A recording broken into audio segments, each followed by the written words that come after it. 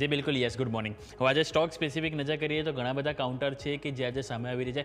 સૌથી પહેલાં આપણે નજર કરીએ તો ભારત ઇલેક્ટ્રોનિક્સ લિમિટેડ. અહીંયા કંપનીના પરિણામ આવે છે. આવક 6.8% વધી 9,150 કરોડ આવી. કંપની નફો જોઈએ તો નફો પણ 18% ગ્રોથ થયો છે, એટલે અનુમાનથી સારા નંબર આવ્યા છે. 2,127 કરોડ કંપનીને અહીંયાથી નફો આવ્યો. ઇબિડા નજર કરો ઓપરેટિંગ નંબર તો એ પણ 27% કંપની અહીંયાથી ગ્રોથ કર્યા છે. 23% ઇબિડા ગ્રોથ થયા છે 2,816 કરોડ. જ્યારે માર્જિન તમે નજર કરશો તો 27% નજીક હતા, જે વધીને તમને 30.8% માર્જિન જોવા મળી છે. લાઈક ઓવરઓલ ટોપ લાઇન બોટમ લાઇન બધી વસ્તુ સારું છે. એનાથી પણ વધારે સારું છે તો માર્ચ 2025 સુધીમાં કંપનીની ઓર્ડર બુક 71,650 કરોડ જોવા મળી, અને એમાં પણ ચોથા ત્રિમાસિકમાં કુલ રૂપિયા 23,024 કરોડ એમને જે ટર્નઓવરનું જે લક્ષ્ય જે હતું ટાર્ગેટ એ તેઓ હાંસિલ કર્યો, અને જે સારી વસ્તુ છે. એટલે કે ભારત ઇલેક્ટ્રોનિક્સ જે ઓલરેડી આપણે જોઈએ સારી તેજીમાં જોવા મળ્યો છે છેલ્લા એક મહિનાથી, હજુ પણ આપણને સ્ટોક છે કે સારી એક્શન બતાવી શકે છે, રડાર પર રાખીશું. બીજો સ્ટોક છે પાવર ગ્રીડ. અહીંયા કંપનીના જે અનુમાન હતા એનાથી થોડું કંઈથી ઠંડુ પરફોર્મન્સ જોવા મળે છે, સ્પેશિયલી આવકમાં. આવક કંપનીની 0.6% ઘટી છે અને 10,983 કરોડ આવી. જ્યારે કંપની નફા ઉપર નજર કરીએ તો નફા ઉપર 5%નો વધારો જોવા મળી રહ્યો છે. 4,336 કરોડ કંપની નફો આવે છે. સામે કંપનીના અહીંયાથી ઇબિડા અને માર્જિન ઉપર નજર કરીએ તો ઇબિડા 0.9% એટલે ઓલમોસ્ટ ફ્લાઇટ જોવા મળે છે. માર્જિન જોઈએ તો માર્જિનમાં આપણને થોડું ઇમ્પ્રુવમેન્ટ છે, 130 બેસિસ પોઈન્ટનું 82.7% હતા, જે ઇમ્પ્રૂવ થઈને આપણને 84% કંપનીના માર્જિન જોવા મળ્યા છે. અને અહીંયા કંપનીએ ડિવિડન્ડની જાહેરાત કરી છે, ₹1.15 પ્રતિ શેર ડિવિડન્ડની જાહેરાત કરી છે. એટલે કે સ્વાભાવિક છે કે આ સ્ટોક આજના દિવસે ફોકસ પર રહેશે. નેક્સ્ટ તમારા રડાર પર હોવું જોઈએ તો પેટ્રોનેટ LNG. અહીંયા પણ કંપનીના પરિણામ સારા આવે છે. અહીંયા આપણને ત્રિમાસિક આધાર પ્રમાણે જોઈએ તો આવક 0.7% વધીને 12,316 કરોડ આવી. નફો નજર કરીએ તો કંપનીનો પ્રોફિટ 23% ગ્રોથ બતાવે છે. જ્યારે કંપનીના આપણે ઇબિડા જો નજર કરીએ ઓપરેટિંગ નંબર તે પણ 21%નો ગ્રોથ. જ્યારે માર્જિન ઉપર નજર કરીએ તો માર્જિન કંપનીને સારા ઇમ્પ્રૂવ થયા છે, 10.2% હતા, જે 210 બેસિસ પોઈન્ટ સુધરીને 12.3% કંપનીના માર્જિન જોવા મળે છે. અહીંયા પણ બોર્ડે ₹3 પ્રતિ શેર ફાઇનલ ડિવિડન્ડની જાહેરાત કરી છે, એટલે અહીંયા આપણને પરિણામ પ્લસ ડિવિડન્ડની એક્શન જોવા મળી શકે છે. બીજું તમે નજર કરો તો DLF. અહીંયા પણ કંપનીના પરિણામ સારા આવ્યા છે. કંપનીની આવક નજર કરો તો ઓલમોસ્ટ 46.5% વધીને 3,128 કરોડ.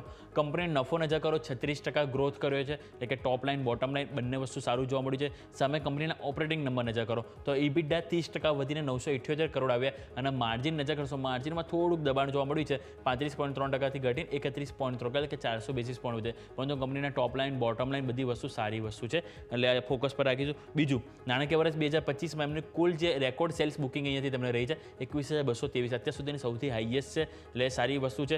અને બીજી વસ્તુ તમે નજર કરો તો નાણાકીય વર્ષ 2025માં તમારા જે ન્યૂ સેલ્સ બુકિંગ ગ્રોથ છે એ તમને અહીંથી 44% જોવા મળી રહી છે, એટલે કે સ્વાભાવિક છે કે અહીંયા તમારે ખાસ કરીને ફોકસ હોવું જોઈએ. DLF NCL ઇન્ડિયા રડાર પર રાખો. NCL ઇન્ડિયાના પણ અહીંયાથી પરિણામ સામે આવ્યા છે. કંપનીની આવક જોશો તો 8.3% ગ્રોથ બતાવે છે, 3,836 કરોડ. કંપની નફો તમે નજર કરશો તો નફામાં પણ તમને અહીંથી ઇમ્પ્રુવમેન્ટ જોવા મળ્યું છે, 4x કંપનીનો વધ્યો છે, એટલે કે 4 ગણો થઈ ગયો છે, 114 કરોડથી 482 કરોડ.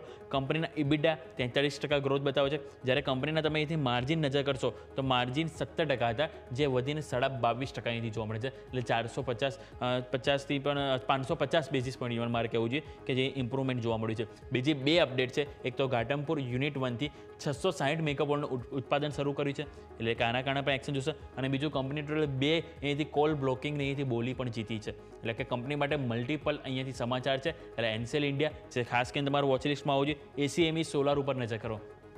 અહીંયા પણ કંપનીના ચોથા ત્રિમાસિકના પરિણામ આવ્યા. નફો 76.8% ઘટ્યો, અને સામે જો કંપનીની આવક નજર કરશો તો આવકમાં કોન્ટ્રા જોવા મળ્યો છે, 65% વધારો થયો છે. હવે આવક વધી તો નફો શા માટે ઘટ્યો? કારણ કે કંપની જે એક્સેપ્શનલ જે ગેઇન હતો એની સામે ખોટ આવી છે. કંપની અગાઉ તમે જોશો તો એક્સેપ્શનલ તમે જે 696 કરોડનો એ જે એક્સેપ્શનલ ગેઇન હતો એની સામે કંપનીને આ ફેરી 14 કરોડની વધારાની ખોટ આવી છે, અને જેની અસર અહીંયાથી આપણને ખાસ કરીને કંપનીના નફા ઉપર જોવા મળી છે. એટલે ACME સોલાર ફોકસ પર હોવું જોઈએ. બોરોસિલ નજર પર કરો. બોરોસિલના પણ પરિણામ આવ્યા. કંપનીનો નફો 119% ગ્રોથ બતાવે છે, એટલે કે શાનદાર પરફોર્મન્સ અહીંયા જોવા મળ્યું છે.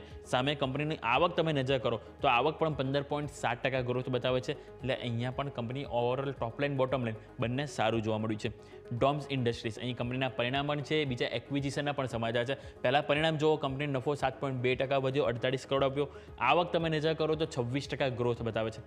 જ્યારે તમે અહીંયાથી ડિવિડન્ડની ઉપર નજર કરો તો અહીંથી બોર્ડે ₹3.15 અહીંથી પર શેર ડિવિડન્ડની જાહેરાત કરી છે, એટલે ત્યાં ફોકસ હોવું જોઈએ. અને બીજું બોર્ડે અહીંયાથી જે સુપર ટ્રેડ્સ છે એમાં 51% હિસ્સો ખરીદવા માટે અહીંયાથી મંજૂરી આપી છે. એટલે અહીંયા પણ મલ્ટિપલ ન્યૂઝ છે. ડોમ્સ ઇન્ડસ્ટ્રી જે તમારા ફોકસ પર હોવું જોઈએ, અને રેડિંગ્ટન લાસ્ટ તમે સ્ટોક છે કે જેની ઉપર ફોકસ કરવું જોઈએ. ઓલરેડી સ્ટોક તમે જોયું નવા રેકોર્ડ હાઈ બનાવી રહ્યો છે. હવે કંપનીના પરિણામ આવ્યા, આવક 17.9% વધીને 26,440 કરોડ આવી. આ અહીંયા તમે નજર કરો સામે નફો, તો નફામાં પણ સારી ગ્રોથ બતાવે છે. અહીંયા કંપનીને એક્સેપ્શનલ ગેઇન થયો છે.